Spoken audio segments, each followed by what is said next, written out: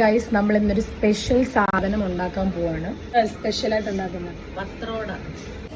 അപ്പൊ പത്രോട പലരും പല കൊങ്ങിണിയിൽ പത്രോട, മലയാളത്തിൽ ചേമ്പിലെ അപ്പം.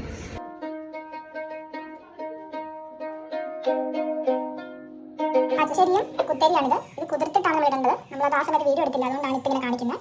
അടുത്തത് ഇത് റെഡ് ചില്ലി വേണം. ഇതെന്ത് പുളിയമ്മ? വാളംപുളി വേണം. ഉപ്പ്, മഞ്ഞപ്പൊടി, കായം, പിന്നെ തേങ്ങ ചിരവിയത്. ഇതാണ് നമ്മൾ പച്ചരിയും കുത്തരിയും കൂടെ ഒന്നിച്ചിട്ട് അരച്ച് വെച്ച ബാറ്റർ. ഇനി ഇതിലോട്ട് ചിരവിയ തേങ്ങ ആദ്യം മിക്സിയിലിട്ട് അമ്മ നല്ല സുന്ദരിയായിട്ടുണ്ടമ്മ. മുളക്, കായം, മഞ്ഞപ്പൊടി, ഉപ്പുപൊടി, പുളിപ്പെടത്തില്ല, എല്ലാം കൂടെ അതും കുഴപ്പമില്ല. ഞാൻ പുളി ഇടും. പുളി കൂടെ ഇട്ടിട്ട് വെള്ളം ഒഴിച്ച് നന്നായിട്ട് അരക്കും.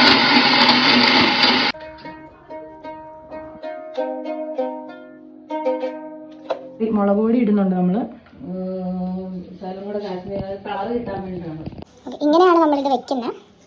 നമ്മൾ വേറെ കറിക്കൊക്കെ പോലെ പിന്നെ നമ്മൾ നോക്കിയിട്ട് ഉപ്പൊന്നും ഇടാൻ പറ്റത്തില്ല. ഓരോന്നും വെച്ച് ഇങ്ങനെ പരത്തി കൊടുക്കണം. എന്ത് രസമാണ് ഈ പ്രോസസ്സാണ്.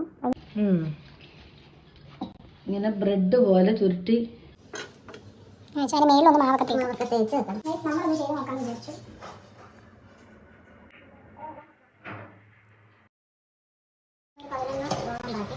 11 റോള് ഉണ്ടാക്കി നമ്മളിവിടെ സ്റ്റീം ചെയ്യാൻ വെച്ചിട്ടുണ്ട്.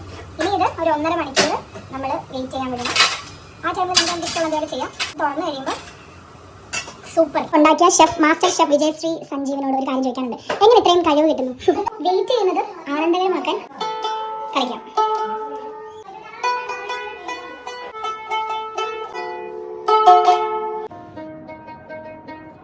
ഇതാണ് ഇവിടെ സാക്ഷാൽ പത്രോട. നമ്മളിങ്ങനെ എടുക്കും.